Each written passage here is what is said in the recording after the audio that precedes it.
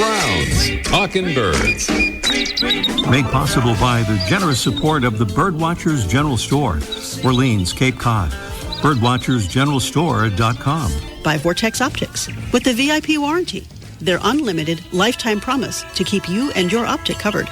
Learn more at vortexoptics.com. And Beautyo Books, an independent family-owned bookstore carrying one of the largest selections of birding books in the world. BeautyBooks.com. Good morning. Welcome to our show number 840. Almost in the middle of Plastic-Free July. And we'll be talking about why that's important for birds and all other creatures on the planet with a special guest from an American Bird Conservancy location in Houston, Texas on this morning's show. Here in Massachusetts, just outside our studio window, we have Carolina wrens, gray catbirds, house wrens, and northern cardinals all singing this morning. We have our window-mounted microphone out there, so we'll see if we can pick up a few songs or calls as we go along here. Meanwhile, our Freya McGregor is on the road in Arizona, where she has found some pretty cool birds, and she's going to tell us about one of them right now in this audio postcard that she has sent to us. Hey everyone, it's Freya McGregor here. I'm on Mount Lemmon, which is just next to Tucson in southeast Arizona, and we're about halfway up this really tall mountain, finding different birds at different elevations. And there's a black-chinned sparrow calling just near me.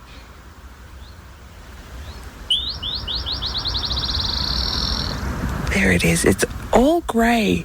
It has like a black, not really a chin, but kind of like a mask, like a cardinal, like a black, like it stuck its face in coal. And it's got a kind of a pink bill, which is pretty cool. Looks quite different to other sparrows.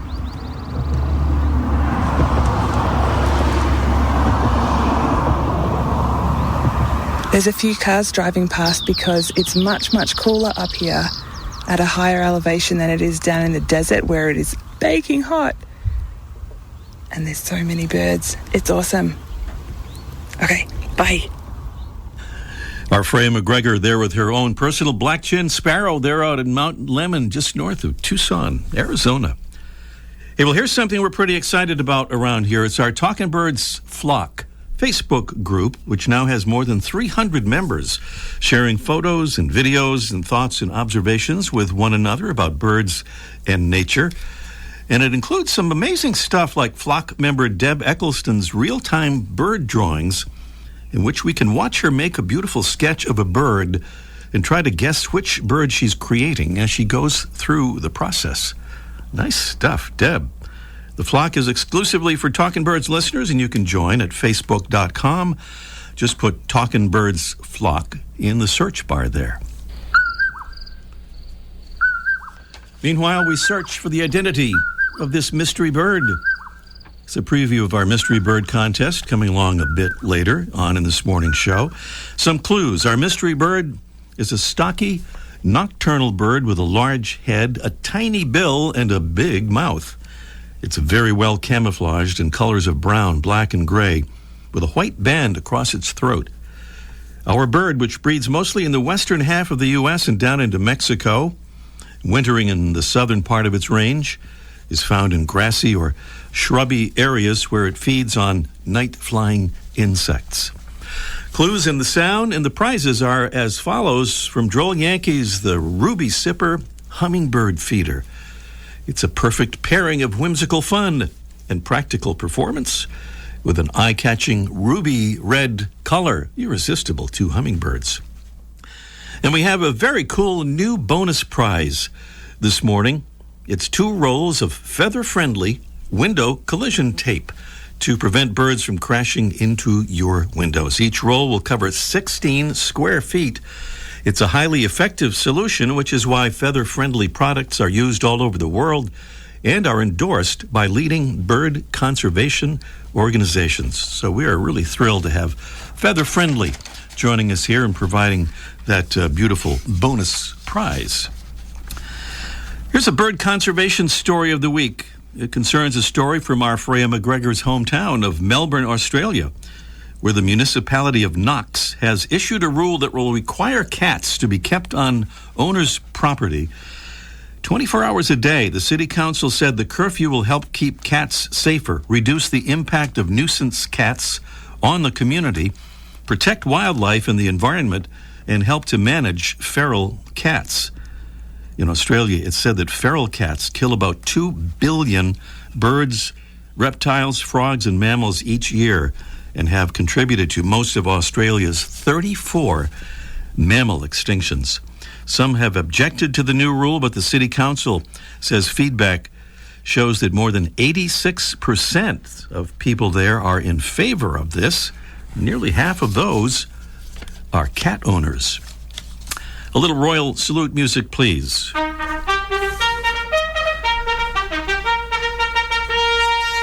It's a royal salute for the royalty of our Talking Birds listeners, listening audience, and of course that's our ambassadors, folks who let us send them our little info cards that they hand out to friends and neighbors and fellow birders at their convenience, and help us get the word out about our show and about birds and conservation.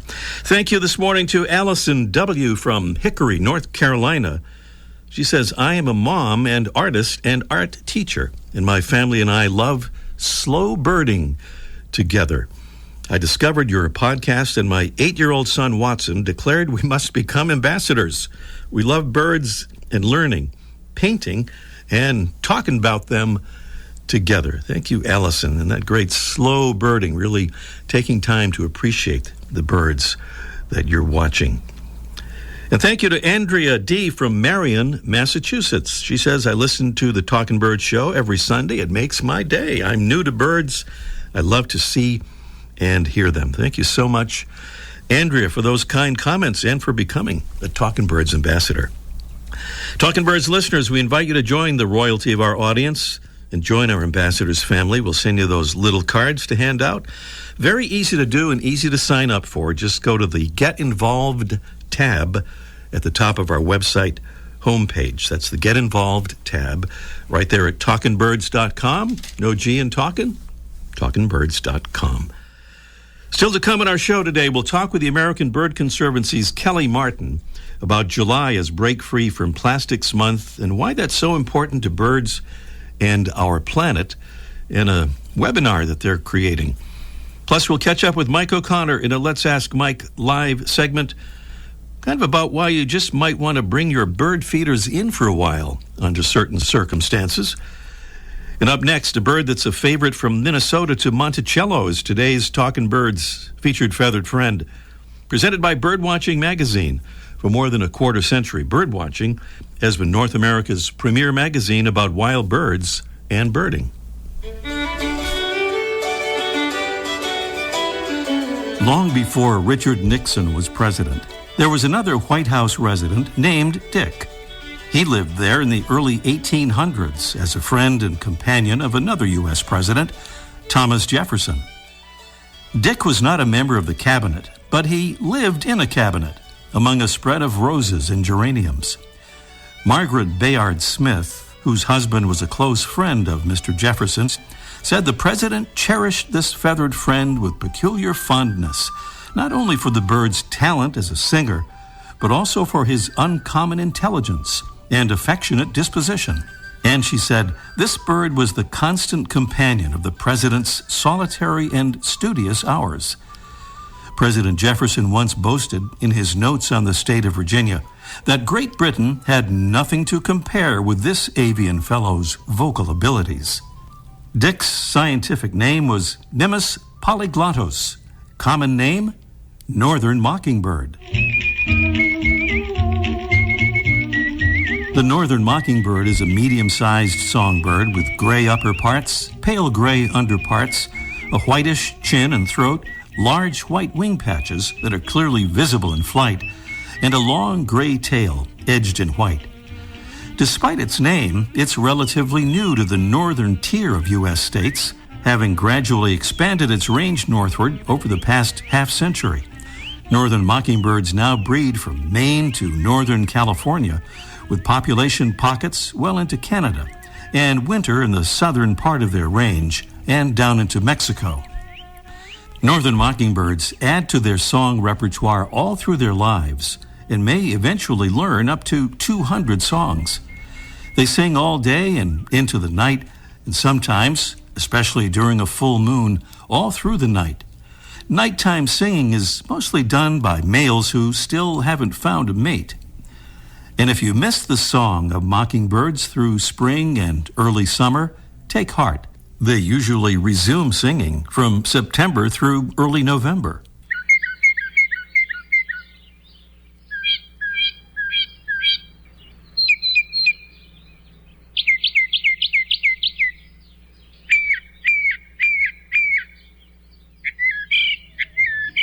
The northern mockingbird, Mimus polyglottos, a favorite of many, including the third president of the United States. Welcome again to our show, number 840. Well, Kelly Martin is the American Bird Conservancy's Texas Coastal Outreach Coordinator, and she joins us right now from Houston, Texas, here in Plastic Free July, to talk about efforts to fight plastic pollution. Good morning, Kelly. Good morning. Thanks so much for having me on. Well, it's our pleasure indeed. Thanks for coming on. Let's just quickly talk about what a Coastal Outreach Coordinator does. Kind of citizen science involved? Yeah, so my role is to run American Bird Conservancy's program called SPLASH, or Stopping Plastics and Litter Along Shorelines. And it's a very public-facing program. It's all about outreach and education and doing beach cleanups and collecting data at those beach cleanups so we can use that data to inform, broader solutions for this challenge of trash pollution and plastic pollution. Mm-hmm. I love that acronym. That's great. SPLASH. That's pretty. Make a splash, pick up trash. I like it. Well, we're kind of in the middle of Plastic Free July, or close to it, Kelly, and we're all being encouraged as a result to reduce the use of plastics and refuse the use of single-use plastics. And I know American Bird Conservancy, ABC, is heavily involved in this, and you're planning a webinar on Wednesday, 14th of July, 4 p.m. Eastern Time. Tell us about that webinar. Yeah, so we are inviting experts from NOAA, the National Oceanic and Atmospheric Administration, as well as the international nonprofit Oceana, who does a lot of work campaigning on this issue as well. And so we're really bringing together, the bird world and the ocean world, because this is an issue that really impacts our oceans and, of course, birds as well. And so it's going to be a really exciting webinar, lots of great information and lots of action items. People will leave the webinar with knowledge about what they can do to help this problem. Okay, and you'll be one of the panelists on that webinar, and we'll give some info on just how folks can find that in an easiest possible way coming up here. So, Kelly, this is such an enormous problem. We just hear about the millions of tons of plastic entering our marine environment every year. Is crisis a fair word to describe what's happening? Yeah, I'd say so. We do have millions and millions of tons, like you said, entering the ocean every year. About 8 million metric tons, which is 17.6 billion pounds, is entering the ocean each year. So it's a big issue, but we are seeing some positive changes. Colorado just recently got that plastic bag and styrofoam container ban. There's a piece of legislation being considered in Congress now called the Break Free from Plastic Pollution Act that has some really game-changing ideas in it. So we're definitely, I think people are recognizing the scale of this problem, and we're starting to see the change and the action we need. Mm-hmm. I've been reading about that Colorado plastic bag ban. I guess it's gotten kind of watered down somewhat by opponents in terms of smaller stores, for example, not having to take part in that program. But it is another step forward, certainly there in Colorado. And I think we were talking off the air, Kelly, about how some municipalities, for example, are not kind of being allowed to put plans like this into effect by higher authorities.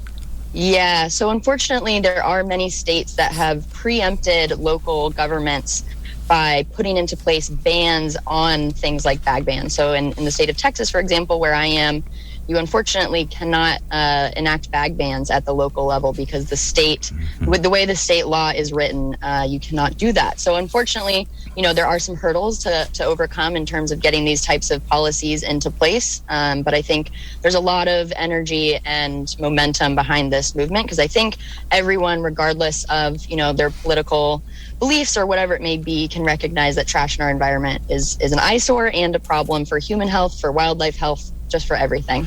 I'm glad to hear you say that about that enthusiasm there. I sometimes get the sense that the level of awareness, though, about ocean plastic is really pretty small. Do you feel differently? I don't know. I think, at least where I work in the Houston-Galveston region, everyone we talk to is really aware of the issue. Part of that is because there is so much trash in our region. It's one of the trashiest regions in the country, unfortunately.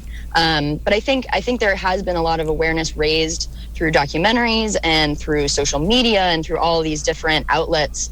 And so I think it's a problem people are aware of. They may not necessarily know the best way to, tackle it, to address it in their personal lives. And so that's where our organization comes in, to try and educate people about what they can actually do to get involved and make a difference. So will that be something of a focus on the webinar?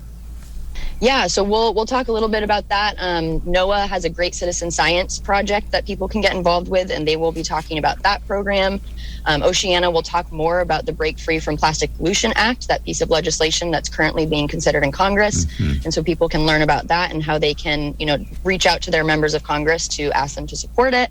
And we'll be talking about our program at ABC and what we're doing to address this problem and how people can support that as well.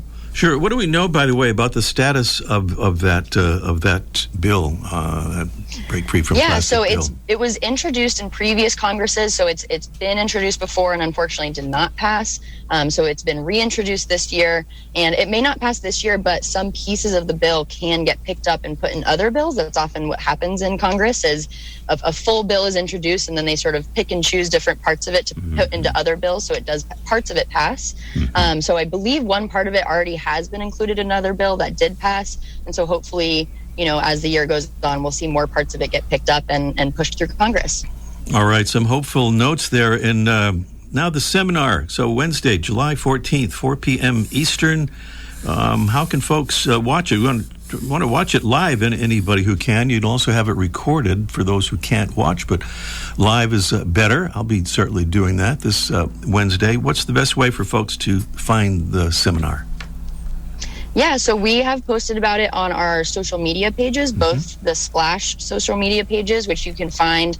The handle is Splash Trash TX. That TX is for Texas, of course. And then also on the American Bird Conservancy pages on Facebook and on Instagram. So we've posted about it there. You can find links to register. And if you register, obviously you can then join us live. You'll also get an email afterwards with the recording. And then later on, if you aren't able to join us, it will be eventually posted on our YouTube page, on the American Bird Conservancy YouTube page. All right. And we'll put it on our social media pages here as well. We're doing our little bit here. We call it plurting, picking up litter while birding. Also certainly involved with plastic trash. We'll be talking about that a lot more here on our show again soon. Kelly, thank you so much for being on with us, and we will look forward to the seminar, certainly, and thanks for all the important work that you're doing. Yeah, thank you so much for having me on, and keep flirting. All right, we will indeed. Kelly Martin here on Talking Birds, and up next, it's our Mystery Bird contest in just 1 minute. The flutter of a tail feather, the flash of a wing bar in mid-flight. You don't always have a lot of time to identify a bird in nature, let alone to appreciate its beauty. But with Vortex Optics, you'll have the power to bring every wild moment closer. When you choose Vortex, you're choosing to have a partner in the field as passionate about nature as you are. Whether you're spotting old friends on the backyard feeder or packing for a once-in-a-lifetime trip to add a few species to your life list, Vortex offers a full range of optics and optics accessories for every birder and every budget. And whether the birds are taking you to another state or another country, you're always covered by the Vortex VIP warranty, an unlimited lifetime promise to keep you and your optic covered. If you'd like to learn more, or if you need help choosing your next optic, give Vortex a call at 1-800-4VORTEX or visit vortexoptics.com. Our mystery bird contest is officially underway here. Here's the number to call if you can identify that mystery bird, or if you'd like to take a guess at it. It's 781-837-4900. Remember, no correct answer means a drawing will determine our winner, so give it a try, even if you're not certain about the identity of our bird. 781-837-4900 is the number. It's a stocky nocturnal bird with a large head, a tiny bill, but a big mouth. It's very well camouflaged in colors of brown, black, and gray, with a white band across its throat. Our bird, which breeds mostly in the western half of the U.S. and down into Mexico and winters in the southern part of its range, is found in grassy or shrubby areas where it feeds on night-flying insects. And there's something really amazing about this bird that we'll talk about after our contest is kind of concluded here. 781-837-4900 is the number to call.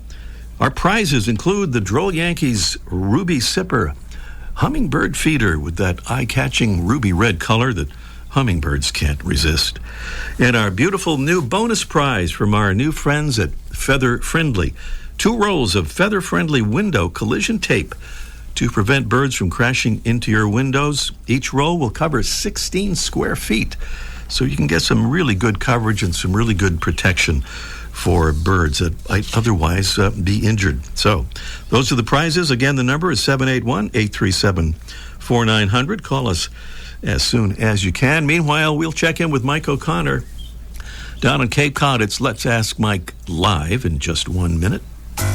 Beauty-O Books carries one of the largest selections of birding books in the world.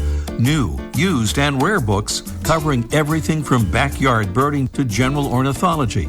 From field guides to photography skills, biography, fiction, and humor. You'll find it all, along with the knowledgeable customer service you've been looking for, in one convenient place. BeautyOBooks.com. B-U-T-E-O. BeautyOBooks.com. I'm Kimberly Mutu, and I'm from Pacifica, California. I became a Talking Birds ambassador because I wanted to be able to share the energy and the knowledge that is imparted. The ambassador program is really nice because you're able to share with other people and get them to see where it is if they're not sure where to look for the program or can't remember to spell talking without a G. Talkin' Birds listeners, we hope you'll join our ambassadors family at talkinbirds.com. Join today, and thanks. That's right. You got to remember that spelled talking without a G. Thank you, Kimberly, for that. Down to Cape Cod and Mike O'Connor at the Birdwatchers General Store for this morning's edition of Let's Ask Mike. And this is something that Mike just hates to talk about, I think. This is involving possibly taking down bird feeders. Can that be right? Good morning, Mike. Yeah, it's depressing, isn't it? You could almost not speak there. I could tell you were just... my God, my kids won't be going to college now. Well, we got a note from Kim. We're not sure where Kim's located, but she says, I'm writing about the finches, house and purple, at my feeders. 3 or 4 individuals, she says, have conjunctivitis. This happens every year. Sometimes the goldfinches become infected. And let's see, she says, I only took 1 sighting of the struggling birds to change my cleaning habits of the feeders. She now cleans and sanitizes them with bleach regularly, and she wants to know, Mike, if there's anything more she can do. She said she'd rather not stop feeding altogether because so many birds are visiting, and she hates to see these birds suffering, so she's calling on you, Mike. Pressure's on me now, huh? It is. Pressure's on. Okay, well, first of all, the birds aren't going to suffer. The birds, I always tell people the birds were doing fine. They were doing better before we got here, and they're going to be doing even better when we leave. So we just put the feeders out. So it's really for us, for our own entertainment. And this conjunctivitis is what we're calling it. It's a finch disease that started in the early 90s because the finches, house finches, were introduced species from the West Coast, and they picked up this disease, which I think spread from the poultry industry. And the house finches that we know were kind of, since they were introduced, they all came from the same gene pool, and they're genetically inferior to their West Coast cousins, and they picked up this virus pretty rapidly, and it wiped out a good percentage of, maybe half got wiped out by this disease, and it's not like to settle back down now. It's not as bad as it once was, but it has spread throughout the whole country now. And I always tell people, if you see a bird that's not well, really take your feeders in. You don't have to do it forever. You just need to do it for a few days. Take them in. The birds will be fine. They totally will be fine. There's plenty of food out there for them. It's not like it's the it's not like a blizzard going on right now. Take your feeders in, and the sick bird will either recover, because they do recover from this illness, some of them, and that now they have the immunity, or they'll succumb. But either way, they hopefully won't pass it on, because they do pass it on at feeders and bird baths. So kind of clean that up for a little while. Now, these are finches, and they're seed eaters, so Kim could put out suet for them, or she had catbirds, I noticed in the emails. She could put out jelly or raisins for them. You could put out alternative foods which aren't really necessary finch foods, because that'll keep them away, and the other birds can eat. Or avoid the feeders, and maybe for cardinals, spread some sunflower seeds around the yard on the ground. Cardinals are ground feeders, and they'll be happy to eat off the ground. Just kind of keep it from all congregating in one area until you don't see that bird anymore, or birds, and then you can put them out again. Just pay attention to that. Now, there's a virus out there now that's different, and they don't know anything about that now. So anytime you see a sick bird, take your feeders in for a few days. The birds will move on, and then they can come back, and they'll be healthy. There you go. All right, top quality advice. And then, of course, Mike, after this, you put up even more feeders, right, and buy more bird seed. Well, that's really the key. That's buy all new feeders. Never mind cleaning them. Buy all new ones. All new ones, exactly. You don't want those old, crummy little feeders. All right, Mike. Talk to you next week. Thank you. Sounds great. Yep, bye-bye. All right, Mike O'Connor down there at the Birdwatchers General Store, Orleans, Cape Cod. Every Wednesday, Birdwatching Magazine sends an e-newsletter full of information of interest to birdwatchers, including recent news stories about birds, conservation, and science, photography tips, stories about places to go birding, bird ID tips, and much more. Best of all, the newsletter is free. Sign up today at birdwatchingdaily.com/newsletter. Here we are. We're back here at the Mystery Bird Contest. You hear the bird there. A stocky nocturnal bird with a large head, tiny bill and a big mouth, very well camouflaged in colors of brown, black, and gray, with a white band across its throat, breeding mostly in the western half of the U.S. and down into Mexico. What is that bird? Give us a ring and tell us what you think, and win those beautiful prizes from Droll Yankees and Feather Friendly at 781-837-4900. And we have Andy, who's in Ocean Bluff, Massachusetts. Good morning, Andy. Good morning, Ray. How are you doing? Doing well, thank you. Weather's pretty nice here, right? We've got mid-70s today, I think. A lot of sunshine. Yeah, kind of overcast on the coast. Oh, well, I'm sorry. We'll get inland, Andy. That's all. What about our mystery bird? What do you think, Andy? Is it the common poorwill? Let me check my notes again here, and I see that it is the common poorwill. Yes. Yay. Nice job.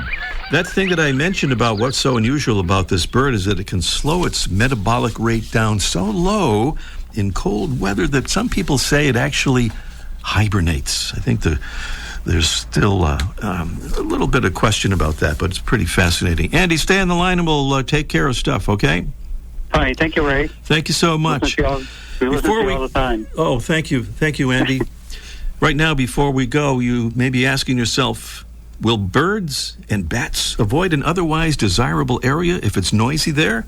Find out with our Debbie's blog. It's available right now under the Read tab at our website, talkingbirds.com. That's Debbie's blog under the Read tab at talkingbirds.com. Next week, Latino Conservation Week will be celebrated here on the show, so we hope you'll join us then. We are out of time for this morning. Talkingbirds.com is that website. Check it out, and we'll see you next week. The Bird Show. I like that.